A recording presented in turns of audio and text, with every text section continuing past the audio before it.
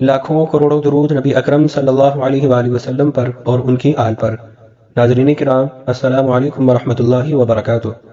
سلسلہ سیرت النبی صلی اللہ علیہ وآلہ وسلم کی ویڈیو کے ساتھ آپ کی خدمت میں حاضر ہوں۔ پچھلی ویڈیو میں ابرہہ کے لشکر کی بات چل رہی تھی۔ اس ویڈیو میں ابرہہ کے انجام کے بارے میں ہم آپ کو بتائیں گے۔ ابرہہ کے ہاتھی کو اٹھانے کی مسلسل کوشش جاری تھی کہ اچانک سمندر کی طرف سے ان کی طرف اللہ تعالیٰ نے ابابیلوں کو بھیج دیا۔ وہ ٹڈیوں کے جھنڈ کی طرح آئیں۔ دوسری طرف عبد المطلب مکہ میں داخل ہوئے، حرم میں پہنچے اور کعبہ کے دروازے کی زنجیر پکڑ کر ابرہہ اور اس کے لشکر کے خلاف فتح کی دعا مانگی۔ ان کی دعا کے الفاظ یہ تھے: اے اللہ، یہ بندہ اپنے قافلے اور اپنی جماعت کی حفاظت کر رہا ہے، تو اپنے گھر یعنی بیت اللہ کی حفاظت فرما۔ ابرہہ کا لشکر فتح نہ حاصل کر سکے، اس کی طاقت تیری طاقت کے آگے کچھ بھی نہیں۔ آج صلیب کامیاب نہ ہو۔ صلیب کا لفظ اس لیے بولا کہ ابرہہ عیسائی تھا اور صلیب کو عیسائی اپنے نشان کے طور پر ساتھ لے کر چلتے ہیں۔ اب انہوں نے اپنی قوم کو ساتھ لیا اور ہرا پہاڑ پر چڑھ گئے، کیونکہ ان کا خیال تھا وہ ابرہہ کا مقابلہ نہیں کر سکیں گے۔ اور پھر اللہ تعالیٰ نے پرندوں کے جھنڈ بھیج دیے۔ یہ پرندے چڑیا سے قدرے بڑے تھے۔ ان میں سے ہر پرندے کی چونچ میں پتھر کے 3 ٹکڑے تھے۔ یہ پتھر پرندوں نے ابرہہ کے لشکر پر گرانے شروع کیے۔ جو ہی یہ پتھر ان پر گرے، ان کے ٹکڑے ہو گئے، بالکل اسی طرح جیسے آج کسی جگہ اوپر سے بم گرایا جائے تو جسموں کے ٹکڑے اڑ جاتے ہیں۔ ابرہہ کا ہاتھی محمود البتہ ان کنکریوں سے محفوظ رہا۔ باقی سب ساتھی تہس نہس ہو گئے۔ یہ ہاتھی 13 عدد تھے، سب کے سب کھائے ہوئے بھوسے کے مانند ہو گئے، جیسا سورۃ الفیل میں آیا ہے۔ ابرہہ اور اس کے کچھ ساتھی تباہی کا منظر دیکھ کر بری طرح بھاگے، لیکن پرندوں نے ان کو بھی نہ چھوڑا۔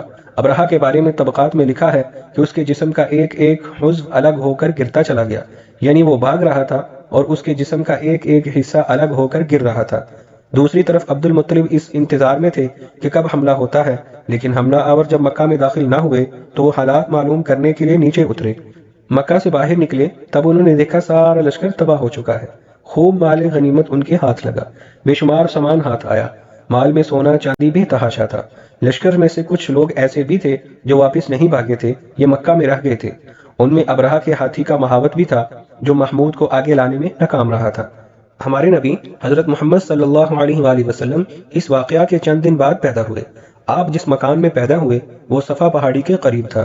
حضرت کعب احبار رضی اللہ تعالی عنہ روایت کرتے ہیں کہ میں نے تورات میں پڑھا تھا کہ رسول اللہ صلی اللہ علیہ وآلہ وسلم کی پیدائش مکہ میں ہوگی۔ یہ کعب پہلے یہودی تھے، اس لیے تورات پڑھا کرتے تھے۔ دنیا میں آتے ہی حضور اکرم صلی اللہ علیہ وآلہ وسلم روئے۔ حضرت عبد الرحمن بن عوف رضی اللہ تعالی عنہ کی والدہ کہتی ہیں کہ جب حضرت آمنہ کے ہاں ولادت ہوئی تو میں وہاں موجود تھی۔ آپ صلی اللہ علیہ وآلہ وسلم میرے ہاتھوں میں آئے، یہ غالباً دایاں تھیں، ان کا نام شفا تھا۔ فرماتی ہیں جب آپ میرے ہاتھوں میں آئے تو روئے۔ آپ کے دادا عبد المطلب کو آپ کی ولادت کی اطلاع دی گئی، وہ اس وقت خانہ کعبہ کا طواف کر رہے تھے۔ اطلاع ملنے پر گھر آئے، بچے کو گود میں لیا۔ اس وقت آپ کی والدہ نے ان سے کہا، یہ بچہ عجیب ہے، سجدے کی حالت میں پیدا ہوا ہے، یعنی پیدا ہوتے ہی اس نے پہلے سجدہ کیا، پھر سجدے سے سر اٹھا کر انگلی آسمان کی طرف اٹھائی۔ عبد المطلب نے آپ کو دیکھا، اس کے بعد آپ کو کعبہ میں لے آئے، آپ کو گود میں لیے رہے اور طواف کرتے رہے، پھر واپس لا کر حضرت آمنہ کو دیا۔ آپ کو عرب کے دستور کے مطابق ایک برتن سے ڈھانپا گیا، لیکن وہ برتن ٹوٹ کر آپ کے اوپر سے ہٹ گیا۔ اس وقت آپ اپنا انگوٹھا چوستے نظر آئے۔ اس موقع پر شیطان بری طرح چیخا۔ تفسیر ابن مخلد میں ہے کہ شیطان صرف 4 مرتبہ چیخا۔ پہلی بار اس وقت جب اللہ تعالیٰ نے اسے ملعون ٹھہرایا، دوسری بار اس وقت جب اسے زمین پر اتارا گیا، تیسری بار اس وقت چیخا جب آن حضرت صلی اللہ علیہ وآلہ وسلم کی پیدائش ہوئی، اور چوتھی مرتبہ اس وقت جب نبی کریم صلی اللہ علیہ وآلہ وسلم پر سورہ فاتحہ نازل ہوئی۔ اس موقع پر حضرت حسان بن ثابت رضی اللہ تعالیٰ عنہ کہتے ہیں، میں 8 سال کا تھا، جو کچھ دیکھتا اور سنتا تھا اس کو سمجھتا تھا۔ ایک صبح میں نے یثرب یعنی مدینہ منورہ میں ایک یہودی کو دیکھا، وہ ایک اونچے ٹیلے پر چڑھ کر چلا رہا تھا۔ لوگ اس یہودی کے گرد جمع ہو گئے اور بولے، کیا بات ہے، کیوں چیخ رہے ہو؟ یہودی نے جواب دیا، احمد کا ستارہ طلوع ہو گیا ہے اور وہ آج رات پیدا ہو گئے ہیں۔ حضرت حسان بن ثابت رضی اللہ تعالی عنہ بعد میں 60 سال کی عمر میں مسلمان ہوئے تھے۔ 120 سال کی عمر میں انہوں نے وفات پائی، گویا ایمان کی حالت میں 60 سال زندہ رہے۔ بہت اچھے شاعر تھے، نبی کریم صلی اللہ علیہ وآلہ وسلم کی اپنے اشعار میں تعریف کیا کرتے تھے اور دشمنوں کی برائی اشعار میں بیان کرتے تھے۔ غزوات کے موقع پر اشعار کے ذریعے مسلمانوں کو جوش دلاتے تھے، اسی بنیاد پر انہیں شاعر رسول کا خطاب ملا تھا۔ حضرت کعب احبار رضی اللہ تعالیٰ عنہ فرماتے ہیں کہ میں نے تورات میں پڑھا ہے کہ اللہ تعالیٰ نے حضرت موسیٰ علیہ السلام کو حضرت صلی اللہ علیہ وآلہ وسلم کی ولادت کے وقت کی خبر دے دی تھی۔ اور حضرت موسیٰ علیہ السلام نے اپنی قوم بنی اسرائیل کو اس کی اطلاع دے دی تھی۔ اس سلسلے میں انہوں نے فرمایا تھا، تمہارے نزدیک جو مشہور چمکدار ستارہ ہے، جب وہ حرکت میں آئے گا تو وہی وقت رسول اللہ صلی اللہ علیہ وآلہ وسلم کی پیدائش کا ہوگا۔ یہ خبر بنی اسرائیل کے علماء ایک دوسرے کو دیتے چلے آئے تھے، اور اسی طرح بنی اسرائیل کو بھی حضرت صلی اللہ علیہ وآلہ وسلم کی ولادت کا وقت یعنی اس کی علامت معلوم ہوئی تھی۔ تمہارے نزدیک جو مشہور چمکدار ستارہ ہے، جب وہ حرکت میں آئے گا تو وہی وقت رسول اللہ صلی اللہ علیہ وآلہ وسلم کی پیدائش کا ہوگا۔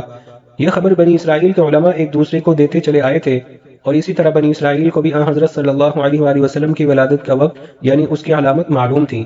حضرت عائشہ رضی اللہ تعالی عنہ سے روایت ہے کہ ایک یہودی عالم مکہ میں رہتا تھا۔ جب وہ رات آئی جس میں حضرت صلی اللہ علیہ وآلہ وسلم پیدا ہوئے تو وہ قریش کی ایک مجلس میں بیٹھا تھا۔ اس نے کہا، کیا تمہارے ہاں آج کوئی بچہ پیدا ہوا ہے؟ لوگوں نے کہا، ہمیں تو معلوم نہیں۔ اس پر اس یہودی نے کہا، میں جو کچھ کہتا ہوں اسے اچھی طرح سن لو۔ آج اس امت کا آخری نبی پیدا ہو گیا ہے، اور قریش کے لوگوں وہ تم میں سے ہے، یعنی وہ قریشی ہے۔ اس کے کندھے کے پاس ایک علامت ہے، یعنی مہر نبوت۔ اس میں بہت زیادہ بال ہیں، یعنی گھنے بال ہیں، اور یہ نبوت کا نشان ہے اور نبوت کی دلیل ہے۔ اس بچے کی ایک علامت یہ ہے کہ وہ 2 رات تک دودھ نہیں پیے گا۔ ان باتوں کا ذکر اس کی نبوت کی علامات کے طور پر پرانی کتابوں میں موجود ہے۔ علامہ ابن حجر نے لکھا ہے کہ یہ بات درست ہے، آپ نے 2 دن تک دودھ نہیں پیا تھا۔ اس بچے کی ایک علامت یہ ہے کہ وہ 2 رات تک دودھ نہیں پیے گا۔ ان باتوں کا ذکر اس کی نبوت کی علامات کے طور پر پرانی کتب میں موجود ہے۔ علامہ ابن حجر عسقلانی رحمہ اللہ نے لکھا ہے کہ یہ بات درست ہے، آپ نے 2 دن تک دودھ نہیں پیا تھا۔ یہودی عالم نے جب یہ باتیں بتائیں تو لوگ وہاں سے اٹھ گئے۔ انہیں یہودی کی باتیں سن کر بہت حیرت ہوئی تھی۔ جب وہ لوگ اپنے گھروں میں پہنچے تو ان میں سے ہر ایک نے اس کی باتیں اپنے گھر کے افراد کو بتائی۔ عورتوں کو چونکہ حضرت آمنہ کے ہاں بیٹا پیدا ہونے کی خبر ہو چکی تھی، اس لیے انہوں نے اپنے مردوں کو بتایا، آج رات تو پھر عبداللہ بن عبد المطلب کے ہاں بیٹا پیدا ہوا ہے۔ اب یہ بات یہودی عالم کو بتائی گئی۔ اس نے کہا، ذرا چل کر مجھے وہ بچہ دکھاؤ۔ لوگ اسے ساتھ لیے حضرت آمنہ کے گھر کے باہر آئے، ان سے بچہ دکھانے کی درخواست کی۔ آپ نے بچے کو کپڑے سے نکال کر انہیں دے دیا۔ لوگوں نے آپ صلی اللہ علیہ وآلہ وسلم کے کندھے پر سے کپڑا ہٹایا۔ یہودی کی نظر جو ہی مہر نبوت پر پڑی، وہ فوراً بے ہوش ہو کر گر پڑا۔ اسے ہوش آیا تو لوگوں نے اس سے پوچھا، تمہیں کیا ہو گیا تھا؟ جواب میں اس نے کہا، میں اس غم سے بے ہوش ہوا تھا کہ میری قوم میں سے نبوت ختم ہو گئی، اور اے قریشیوں، اللہ کی قسم، یہ بچہ تم پر زبردست غلبہ حاصل کرے گا اور اس کی شہرت مشرق سے مغرب تک پھیل جائے گی۔ اللہ رب العزت سے دعا ہے کہ اللہ پاک ہمیں نبی اکرم صلی اللہ علیہ وآلہ وسلم کا سچا امتی بنائے۔